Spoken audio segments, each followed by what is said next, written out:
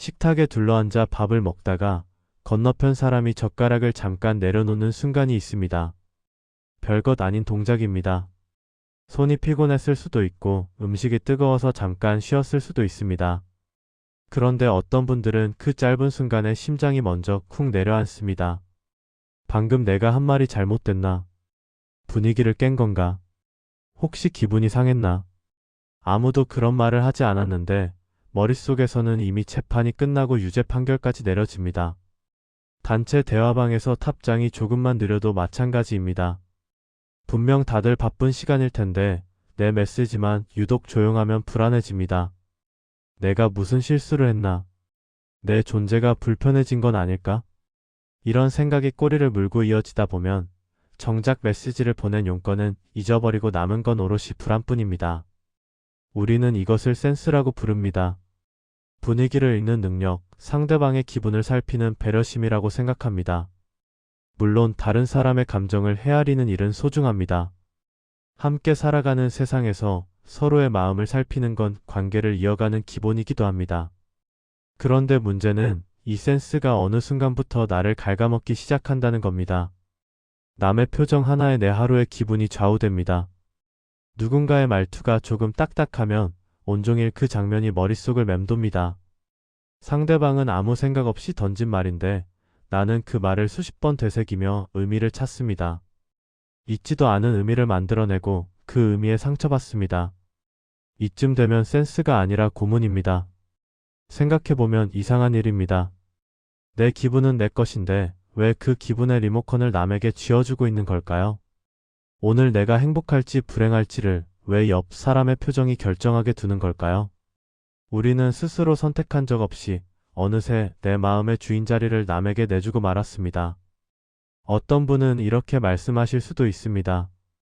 원래 성격이 예민해서 그렇다고 타고난 기질이라 어쩔 수 없다고. 하지만 예민함이 문제가 아닙니다. 예민하다는 건 세상을 섬세하게 느낀다는 뜻이기도 합니다. 진짜 문제는 그 섬세함이 오롯이 남을 향해서만 쓰이고 정작 나를 향해서는 쓰이지 않는다는 겁니다. 남의 기분은 그토록 열심히 살피면서 내 기분은 왜 살피지 않는 걸까요? 남이 불편할까봐 그토록 조심하면서 내가 불편한 건 왜 참고 넘어가는 걸까요? 이 불균형이 쌓이고 쌓이면 어느 날 갑자기 무너지는 게 아닙니다. 아주 천천히 조용히 스스로도 모르는 사이에 닳아 없어집니다. 오늘 이 이야기는 그래서 시작됩니다. 남의 기분을 읽는 능력을 버리라는 말이 아닙니다. 다만 그 능력만큼이나 중요한 게 하나 더 있다는 걸 말씀드리고 싶습니다. 내 마음을 지키는 힘입니다. 내 기준으로 서는 법입니다. 남의 표정에 흔들리지 않고 내가 괜찮다고 느끼는 삶을 되찾는 일입니다. 지금 이 이야기를 듣고 계신 분 중에 혹시 비슷한 경험이 있으신가요? 누군가의 한마디에 하루가 무너진 적, 별것 아닌 눈빛 하나에 밤잠을 설친 적이 있으신가요? 있으시다면 오늘 이야기가 작은 위로가 되었으면 합니다. 그리고 위로를 넘어서 실제로 무언가를 바꿔보는 계기가 되었으면 합니다. 이야기의 끝에서 우리는 한 가지 질문으로 돌아올 겁니다. 마음의 주인은 어디에 있는가? 밖에 있는가? 안에 있는가? 지금은 이 질문만 마음 한켠에 두고 천천히 따라와 주세요. 본격적인 이야기에 앞서 구독과 좋아요 부탁드립니다. 59세 정훈 씨는 동네에서 꽤 알려진 사람입니다. 무슨 대단한 일을 해서가 아닙니다.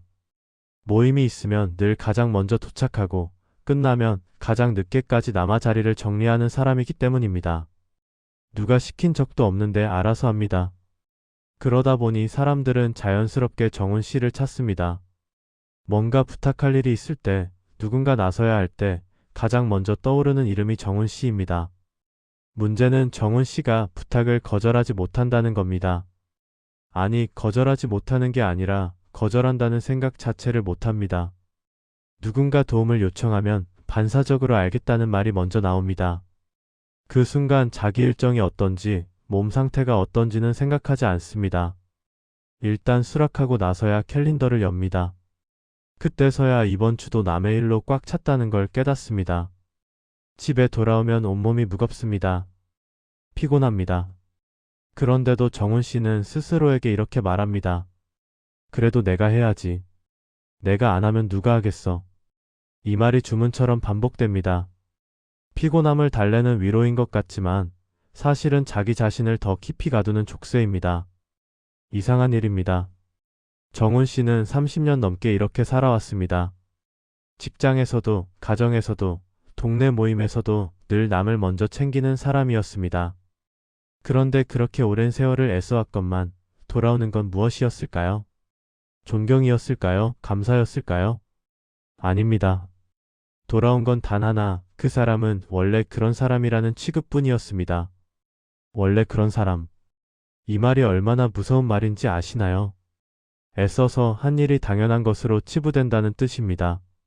노력이 보이지 않게 된다는 뜻입니다. 정훈 씨가 자리를 정리하면 아무도 고맙다고 말하지 않습니다. 원래 그렇게 하는 사람이니까요. 정훈 씨가 부탁을 들어주면 특별히 감사해야 하지 않습니다. 원래 안 된다는 말을 못하는 사람이니까요. 어느 날 정훈 씨는 퇴근길 버스에서 창밖을 바라보다가 문득 이런 생각이 들었습니다. 나는 지금까지 배려를 한 걸까? 아니면 버릇처럼 나를 내준 걸까? 이 질문이 머릿속을 떠나지 않았습니다. 배려와 자기 희생은 다른 것입니다. 배려는 내가 여유가 있을 때 상대방을 챙기는 것입니다.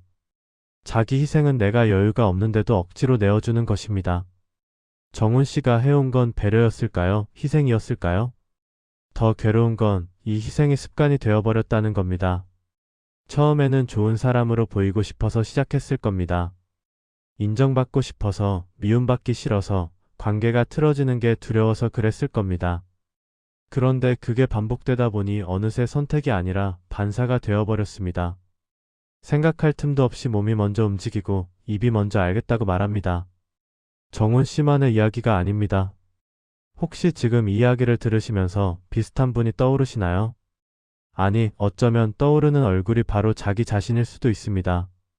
늘 먼저 양보하고, 늘 먼저 사과하고, 늘 먼저 손해보는 역할을 맡아온 분. 그러면서도 왜 이렇게 사는지 스스로에게 물어본 적 없는 분. 그런 분이 계시다면 정훈 씨의 이야기가 거울이 될 수 있습니다. 사실 정훈 씨에게는 또 다른 고민이 하나 있었습니다. 이렇게 살면서 쌓인 게 뭘까 하는 고민입니다. 통장 잔고가 쌓인 것도 아니고 건강이 좋아진 것도 아닙니다. 사람들의 신뢰가 쌓였다고 생각했는데 막상 정훈 씨가 어려울 때 먼저 손 내미는 사람은 많지 않았습니다. 준 만큼 돌아온다는 말, 정훈 씨에게는 거짓말처럼 느껴졌습니다. 그런데 진짜 문제는 따로 있었습니다. 정훈 씨는 아직 그걸 모르고 있었습니다. 비가 내리는 어느 오후였습니다. 정훈 씨는 오랜만에 집 근처 헌책방에 들렀습니다. 특별히 찾는 책이 있었던 건 아닙니다. 그저 비를 피할 겸 오랜만에 종이 냄새가 그리워서 들어간 것 뿐이었습니다. 좁은 통로 사이로 빼곡히 꽂힌 책들을 훑어보다가 낡은 표지의 얇은 책 한 권이 눈에 들어왔습니다. 제목은 희미해서 잘 보이지 않았는데 왠지 손이 갔습니다. 책을 펼치자 누런 종이 사이에서 첫 빈 쪽지 하나가 떨어졌습니다. 누군가 예전에 메모해둔 것 같았습니다. 연필로 쓴 글씨가 흐릿했지만 읽을 수는 있었습니다. 거기에는 다산 정약용 선생에 대한 이야기가 적혀 있었습니다.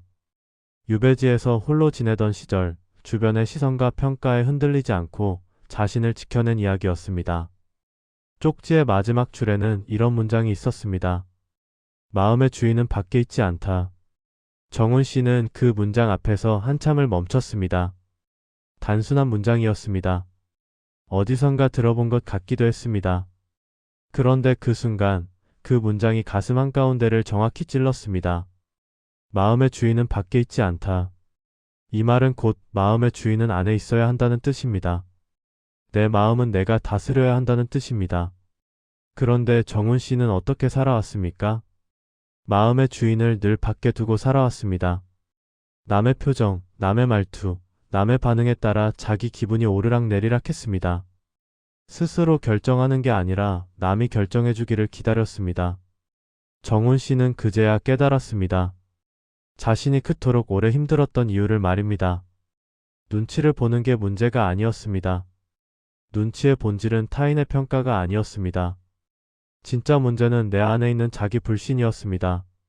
나는 그 자체로 괜찮은 사람이라는 믿음이 없으니까 끊임없이 밖에서 확인받으려 했던 겁니다. 남이 나를 좋게 봐야 나도 나를 좋게 볼 수 있었습니다. 그 고리가 너무 단단해서 스스로 끊을 수가 없었습니다. 생각해보면 이 패턴은 어제 오늘 생긴 게 아닙니다. 어린 시절부터 그랬습니다. 부모님께 혼나지 않으려고 눈치를 받고 선생님께 칭찬받으려고 애썼고 친구들에게 미움받지 않으려고 맞춰왔습니다. 어른이 되어서도 마찬가지였습니다.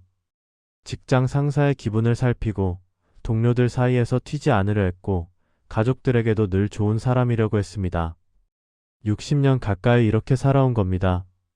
문제는 이게 습관이 되면 자기 자신이 사라진다는 겁니다. 남을 살피느라 나를 놓치면 인생은 조용히 무너집니다. 드라마틱하게 무너지는 게 아닙니다. 소리 없이 티 안 나게 조금씩 닳아 없어집니다. 어느 날 문득 거울을 보면 거기 서 있는 사람이 누군지 모르게 됩니다. 내가 진짜 원하는 게 뭔지, 내가 진짜 좋아하는 게 뭔지, 내가 진짜 어떤 사람인지 알 수 없게 됩니다. 정훈 씨는 헌책방 한 구석에 서서 한참을 생각했습니다. 비는 여전히 내리고 있었고 책 냄새와 빗소리가 섞여 묘한 분위기를 만들었습니다. 그 속에서 정훈 씨는 자기 인생을 처음으로 멀리서 바라보는 것 같았습니다. 지금까지 얼마나 많은 시간을 남의 눈으로 살아왔는지, 얼마나 많은 에너지를 남의 기분에 쏟아왔는지 선명하게 보였습니다. 그렇다면 이제 어떻게 해야 할까요? 깨달음은 왔는데 그 다음이 문제입니다. 60년 가까이 몸에 밴 습관을 어떻게 바꿀 수 있을까요? 정훈 씨는 아직 답을 몰랐습니다. 다만 한 가지는 확실했습니다. 이대로는 안 된다는 것. 무언가 달라져야 한다는 것. 그 확신만큼은 분명했습니다. 깨달음이 온다고 해서 삶이 바로 바뀌는 건 아닙니다. 정훈 씨도 마찬가지였습니다. 헌책방에서 돌아온 뒤에도 여전히 부탁을 거절하기 어려웠고 여전히 남의 표정을 살피는 자신을 발견했습니다. 습관이란 게 그렇습니다. 머리로는 알아도 몸이 따라주지 않습니다. 수십 년 동안 굳어진 패턴은 며칠 만에 바뀌지 않습니다. 그래도 달라진 게 하나 있었습니다. 예전에는 눈치를 보면서도 그게 문제인 줄 몰랐습니다.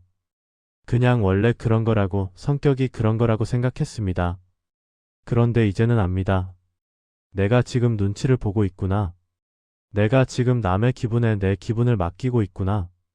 알아차리는 것, 그게 첫 번째 변화입니다. 정훈 씨는 스스로에게 물었습니다. 나는 왜 이렇게까지 착한 사람으로 보이려 했을까? 답은 의외로 단순했습니다. 미움받는 게 두려웠기 때문입니다. 거절했다가 관계가 틀어질까봐, 싫은 소리 했다가 뒷담화에 오를까봐 그게 무서웠습니다. 그래서 늘 먼저 양보하고, 늘 먼저 맞춰주고, 늘 손해보는 쪽을 택했습니다. 그런데 생각해보면 이상합니다. 그렇게 애써서 착한 사람으로 살았는데 정작 얻은 게 뭘까요? 사람들의 진심 어린 존경이 있었나요? 깊은 우정이 쌓였나요? 아닙니다. 오히려 만만한 사람, 거절 못하는 사람, 이용하기 좋은 사람이라는 취급만 들었습니다. 착한 사람으로 보이려다가 나를 버린 셈입니다. 여기서 교훈은 명확해집니다. 착한 사람으로 보이려다 나를 버리는 일은 이제 멈춰야 합니다. 이 문장을 가슴에 새겨야 합니다. 착하게 사는 것과 착한 사람으로 보이려고 사는 것은 다릅니다. 전자는 내 가치관에 따른 선택입니다. 후자는 남의 평가에 따른 반응입니다. 전자는 나를 세우지만 후자는 나를 무너뜨립니다. 이제 갈림길이 보입니다. 선택지는 두 가지뿐입니다. 하나는 지금까지처럼 사는 겁니다. 계속해서 남의 표정을 살피고 남의 기분을 맞추고 남의 승인을 받아야만 하루를 버틸 수 있는 삶.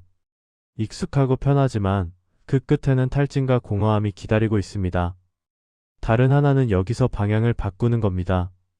내 기준을 세우고 내 경계를 만들고 내가 괜찮다고 느끼는 삶을 선택하는 것. 낯설고 불안하지만 그 끝에는 자기 존중이 기다리고 있습니다. 어떤 분은 이렇게 생각하실 수도 있습니다. 이 나이에 뭘 바꾸겠어. 이미 늦었어. 평생 이렇게 살아왔는데 이제 와서 달라질 수 있겠어. 그런 생각이 드는 건 자연스럽습니다. 하지만 질문을 바꿔보시면 어떨까요? 지금 바꾸지 않으면 남은 20년, 30년을 또 이렇게 살아야 합니다. 그게 더 괜찮으신가요? 변화는 거창한 게 아닙니다. 오늘 당장 완전히 다른 사람이 되라는 게 아닙니다. 그저 작은 선택 하나, 작은 거절 하나, 작은 기준 하나에서 시작하는 겁니다. 그게 쌓이면 습관이 되고 습관이 쌓이면 삶이 됩니다. 정훈 씨도 거기서 시작하기로 했습니다. 처음에 던졌던 질문을 기억하시나요? 마음의 주인은 어디에 있는가? 밖에 있는가? 안에 있는가? 이제 그 답을 향해 한 걸음씩 나아갈 때입니다. 다음부터는 구체적인 방법을 이야기해 보겠습니다. 눈치의 굴레에서 빠져나오는 실제적인 원칙들입니다. 원칙이라는 말이 거창하게 들릴 수 있습니다. 하지만 여기서 말하는 원칙은 대단한 게 아닙니다. 오늘 당장 일상에서 바로 써먹을 수 있는 작은 기준들입니다. 정훈 씨가 하나씩 시도해 본 것들이기도 합니다. 물론 처음부터 잘 되지는 않았습니다. 어색하고 불안하고 때로는 실패하기도 했습니다. 그래도 포기하지 않고 반복하자 조금씩 달라지기 시작했습니다. 첫 번째는 해석 대신 확인하기입니다. 우리는 남의 표정을 보고 마음대로 해석하는 데 익숙합니다. 저 사람이 인상을 찌푸렸으니까 나한테 화가 났겠지. 답장이 늦으니까 내가 싫어졌겠지. 이런 식으로 혼자 결론을 내립니다. 그런데 그 해석이 맞는 경우가 얼마나 될까요? 대부분은 오해입니다. 상대방은 그냥 피곤했거나 바빴거나 아무 생각이 없었을 뿐입니다. 그러니 해석하지 말고 확인하세요. 제가 이렇게 이해했는데 맞을까요? 이 한마디면 됩니다. 의외로 많은 오해가 풀립니다. 두 번째는 대답을 3초 늦추기입니다.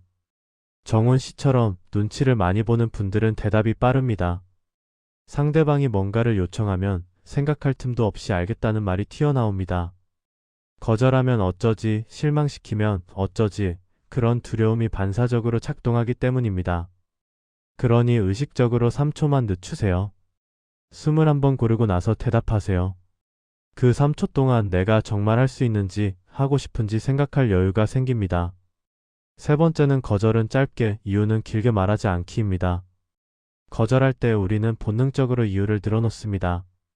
미안한 마음에, 상대방을 설득하려는 마음에 변명을 덧붙입니다. 그런데 이유가 길어질수록 거절은 약해집니다. 상대방 입장에서는 협상의 여지가 생긴다고 느낍니다. 그러니 간결하게 말하세요. 이번엔 어렵습니다. 다음에요. 이 정도면 충분합니다. 더 길게 설명할 필요 없습니다. 네 번째는 내 기준을 한 문장으로 적기입니다. 막연하게 경계를 세우겠다고 생각하면 지키기 어렵습니다. 구체적으로 적어야 합니다. 저녁 7시 이후에는 약속을 잡지 않는다. 주말 중 하루는 아무도 만나지 않는다. 한 달에 2번 이상 같은 사람 부탁은 들어주지 않는다. 이런 식으로 작고 명확하게 적어두세요.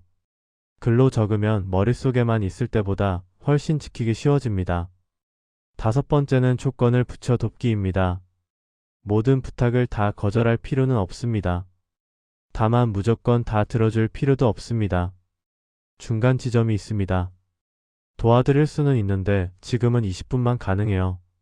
이번 주는 어렵고 다음 주 화요일은 괜찮아요. 이런 식으로 범위를 정해서 말하세요. 이렇게 하면 도움을 주면서도 나를 지킬 수 있습니다. 여섯 번째는 후회가 아닌 기록으로 마무리하기입니다. 하루를 돌아볼 때 우리는 보통 후회를 합니다. 아, 그때 왜 그랬지? 또 눈치 봤네. 이런 식으로 자책합니다. 그런데 자책은 아무것도 바꾸지 못합니다. 대신 기록을 해보세요. 오늘 나는 누구 눈치를 봤나? 어떤 상황에서 그랬나? 이렇게 한 줄로 적어두면 자책이 아니라 관찰이 됩니다. 관찰은 변화의 시작입니다. 정훈 씨는 이 6가지를 하나씩 시도해봤습니다. 처음에는 어색했습니다. 거절하고 나면 죄책감이 밀려왔고 확인하는 게 용기가 필요했습니다. 그래도 한 번, 2번 반복하자 조금씩 익숙해졌습니다. 완벽하게 되는 날도 있고 다시 옛날로 돌아가는 날도 있었습니다. 그래도 괜찮았습니다. 중요한 건 완벽함이 아니라 방향이니까요. 원칙을 알아도 실제로 써먹기는 쉽지 않습니다. 머리로는 이해했는데 막상 상황이 닥치면 옛날 습관이 튀어나옵니다. 정훈 씨도 그랬습니다. 특히 첫 번째 원칙, 해석 대신 확인하기가 가장 어려웠습니다. 어느 날 동네 모임에서 있었던 일입니다.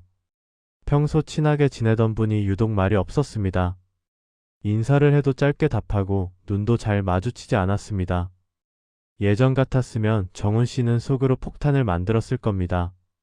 내가 뭔가 잘못했나? 지난번에 한 말이 기분 나빴나? 나를 피하는 건가? 이런 생각이 꼬리를 물고 이어지면서 하루 종일 마음이 무거웠을 겁니다. 그런데 이번에는 다르게 해봤습니다. 용기를 내서 직접 물어봤습니다. 혹시 요즘 무슨 일 있으세요? 제가 실수한 거라면 말씀해 주세요. 돌아온 답은 의외였습니다. 아니에요. 요즘 집안일이 좀 복잡해서 그래요. 신경 쓰지 마세요. 그게 전부였습니다. 정훈 씨와는 아무 상관없는 일이었습니다. 어느 연구에서 이런 이야기를 합니다. 사람은 모호한 상황에서 스스로를 더 나쁘게 해석하는 경향이 있다고. 정보가 부족하면 최악의 시나리오를 상상한다고 합니다. 그래서 확인이 필요합니다. 혼자 상상하면 점점 커지지만 한번 물어보면 대부분 별일 아닙니다. 눈치는 리모컨과 같습니다. 남의 손에 쥐어주면 내 감정은 끊임없이 채널이 바뀝니다. 저 사람이 웃으면 나도 기분이 좋고 저 사람이 찌푸리면 나도 불안해집니다. 내가 선택한 게 아니라 남이 누르는 대로 반응하는 겁니다. 그런데 그 리모컨을 내가 쥐면 달라집니다. 필요한 채널만 고를 수 있습니다. 신경 쓸 것과 안 쓸 것을 내가 정할 수 있습니다. 정훈 씨는 또 한 가지를 깨달았습니다. 원칙을 지키면 관계가 멀어질 줄 알았는데 오히려 편해지는 경우가 많다는 걸. 예전에는 모든 부탁을 다 들어주느라 지쳤습니다. 속으로는 힘들면서 겉으로는 웃었습니다. 그 괴리감이 쌓이면 어느 순간 그 사람 자체가 싫어지기도 했습니다. 부탁한 사람이 잘못한 게 아닌데 내가 거절을 못해서 생긴 감정을 그 사람한테 돌리게 되는 겁니다. 그런데 조건을 붙여 돕기를 시작하자 달라졌습니다. 지금은 30분만 가능해요. 이번 주는 어렵고 다음 주에 연락드릴게요. 이렇게 말하니까 오히려 솔직해졌습니다. 억지로 웃을 필요가 없어졌습니다. 상대방도 불편해할 줄 알았는데 대부분은 그렇구나 하고 받아들였습니다. 어떤 분은 오히려 고마워했습니다. 항상 다 해주니까 부담스러웠는데 이렇게 말해주니까 편하다고. 같은 자리, 같은 사람인데 원칙이 있는 쪽이 관계를 더 편하게 만듭니다. 이게 역설입니다. 무조건 맞춰주는 게 좋은 관계를 만든다고 생각하기 쉽지만 사실은 그 반대입니다. 경계가 있어야 존중이 생깁니다. 내가 나를 지켜야 상대방도 나를 함부로 대하지 않습니다. 정훈 씨는 요즘 예전보다 거절을 많이 합니다. 그런데 이상하게 사람들이 더 정훈 씨를 찾습니다. 만만한 사람이 아니라 신뢰할 수 있는 사람으로 보기 시작한 겁니다. 말한 대로 하고 안 되는 건 안 된다고 말하는 사람. 그런 사람이 오히려 믿음직스럽습니다.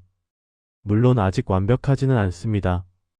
가끔은 옛날 습관이 튀어나오고 가끔은 거절하고 나서 불안해지기도 합니다. 그래도 예전과는 확실히 다릅니다. 방향이 바뀌었으니까요. 여기까지 이야기를 들으시면서 혹시 이런 걱정이 드신 분도 계실 겁니다. 이렇게 거절하고 경계 세우고 하다 보면 차가운 사람이 되는 거 아닐까? 정 없는 사람으로 보이면 어쩌지? 그 걱정 충분히 이해합니다. 평생 남을 먼저 챙기며 살아온 분들에게 이건 정체성의 문제이기도 하니까요. 하지만 분명히 말씀드리고 싶습니다. 이건 차가운 사람이 되는 게 아닙니다. 단정한 사람이 되는 겁니다. 차가운 사람은 남의 마음을 신경 쓰지 않는 사람입니다. 단정한 사람은 남의 마음도 살피지만 내 마음도 살피는 사람입니다. 둘은 전혀 다릅니다. 중심이 있는 사람은 절대 흔들리지 않는 사람이 아닙니다. 중심이란 흔들려도 다시 돌아오는 힘입니다. 정훈 씨도 여전히 흔들립니다. 누군가의 표정에 신경 쓰이고 거절하고 나면 불안해지기도 합니다. 하지만 예전과 다른 건 흔들렸다가도 다시 제자리로 돌아온다는 겁니다. 아, 내가 또 눈치 봤구나. 괜찮아, 다음엔 다르게 하면 돼. 이렇게 스스로 다독이고 다시 시작합니다. 여러분도 마찬가지입니다. 지금까지 예민하다고, 눈치가 많다고 스스로를 탓하셨을 수 있습니다. 하지만 예민한 게 문제가 아닙니다. 여러분은 너무 오래 참고 살아온 겁니다. 남의 감정을 살피느라 내 감정은 뒷전이었습니다. 남이 불편할까 봐 내가 불편한 건 참았습니다. 그게 쌓이고 쌓여서 지금 이 지점까지 온 겁니다. 그러니 이제는 달라져도 됩니다. 남의 기대를 만족시키는 삶 말고 내 마음을 존중하는 삶을 배워도 됩니다. 이건 이기적인 게 아닙니다. 당연한 겁니다. 나를 돌보지 않으면 결국 남도 제대로 돌볼 수 없습니다. 빈 컵으로는 아무것도 따라줄 수 없으니까요. 정훈 씨는 요즘 거울을 보면 예전과 다른 얼굴이 보인다고 합니다. 얼굴 자체가 바뀐 건 아닙니다. 표정이 달라졌습니다. 늘 눈치 보느라 굳어있던 얼굴이 조금 풀렸습니다. 웃을 때도 예전처럼 억지로 웃는 게 아니라 진짜 웃을 때가 늘었습니다. 작은 변화지만 정훈 씨에게는 큰 의미입니다. 변화는 어디서 왔을까요? 거창한 결심에서 온 게 아닙니다. 작은 단정함에서 왔습니다. 오늘은 이 부탁은 안 들어줘야지. 오늘은 3초 쉬고 대답해야지. 오늘은 해석 말고 확인해 봐야지. 이런 작은 다짐들이 모여서 지금의 변화를 만들었습니다. 지금 이 이야기를 듣고 계신 여러분께 꼭 드리고 싶은 말이 있습니다. 지금 이걸 깨달았다는 것만으로도 남은 시간의 방향은 바뀔 수 있습니다. 60이 됐든 70이 됐든 상관없습니다. 깨달은 그 순간이 시작입니다. 늦은 게 아닙니다. 지금부터 다르게 살면 됩니다. 여러분은 그동안 충분히 애쓰셨습니다. 충분히 참으셨습니다. 충분히 남을 챙기셨습니다. 이제는 조금 나를 챙겨도 됩니다. 그래도 됩니다. 아니, 그래야 합니다. 이제 이야기를 마무리할 시간입니다. 긴 이야기 끝까지 함께 해주셔서 감사합니다. 마지막으로 오늘 당장 해볼 수 있는 것들을 정리해 드리겠습니다. 먼저, 오늘 잠들기 전에 여러분만의 기준을 딱 하나만 정해보세요. 거창할 필요 없습니다. 저녁 8시 이후에는 전화 안 받는다. 일주일에 하루는 아무도 안 만난다. 같은 사람한테 연속으로 2번 부탁 들어주지 않는다. 이런 식으로 자꾸 구체적으로 정하세요. 적어두시면 더 좋습니다. 손으로 쓰면 머릿속에만 있을 때보다 훨씬 명확해집니다. 그리고 내일부터 누군가에게 대답하기 전에 숨을 한번 쉬어보세요. 3초면 됩니다. 그 짧은 시간 동안 생각해보세요. 나는 지금 이걸 정말 하고 싶은가? 할 수 있는 상황인가? 아니면 그냥 거절하기 싫어서 반사적으로 알겠다고 하려는 건가? 이 3초가 많은 걸 바꿔줍니다. 마지막으로 이렇게 다짐해 보시면 어떨까요? 나는 남의 표정이 아니라 내 마음의 기준으로 산다. 이 문장을 아침에 한번, 잠들기 전에 한번 마음속으로 되뇌어 보세요. 처음에는 어색할 겁니다. 그 말이 진짜 내 말처럼 느껴지지 않을 수도 있습니다. 하지만 반복하면 달라집니다. 말이 생각을 바꾸고, 생각이 행동을 바꾸고, 행동이 삶을 바꿉니다. 이야기 처음에 던졌던 질문을 기억하시나요? 마음의 주인은 어디에 있는가? 밖에 있는가? 안에 있는가? 정훈 씨는 60년 가까이 마음의 주인을 밖에 두고 살았습니다. 남의 표정, 남의 말투, 남의 반응이 그의 하루를 결정했습니다. 그런데 이제는 압니다. 마음의 주인은 밖에 있지 않다는 걸. 마음의 주인은 안에 있어야 한다는 걸. 이건 이기적인 삶이 아닙니다. 오히려 그 반대입니다. 내가 나를 지켜야 남도 제대로 지킬 수 있습니다. 내가 단단해야 누군가의 기둥이 될 수 있습니다. 나를 버리면서 남을 챙기는 건 배려가 아니라 소진입니다. 그리고 소진된 사람은 결국 아무도 챙기지 못합니다. 여러분은 늦은 사람이 아닙니다. 지금 이 이야기를 듣고 계신 것 자체가 변화의 시작입니다. 깨달았다는 건 이미 반은 온 겁니다. 나머지 반은 실천입니다. 오늘 하나, 내일 하나, 작은 것부터 시작하시면 됩니다. 세상에는 두 종류의 사람이 있습니다. 남의 눈으로 사는 사람과 내 눈으로 사는 사람. 여러분은 어느 쪽이셨나요? 그리고 앞으로는 어느 쪽으로 살고 싶으신가요? 선택은 언제나 지금 여기서 할 수 있습니다. 오늘부터 하루에 한번 자기 편이 되어주세요. 남들 편은 충분히 많이 들어주셨습니다. 이제는 내 편 좀 들어줘도 됩니다. 내가 나한테 가장 좋은 친구가 되어주세요. 그게 남은 시간을 사는 가장 좋은 방법입니다. 여러분의 남은 날들이 더 단단하고 더 편안하고 더 여러분다운 날들이기를 진심으로 바랍니다. 지금 여기서 들으셨다면 여러분은 이미 달라지고 계신 겁니다. 그 용기에 박수를 보내드립니다.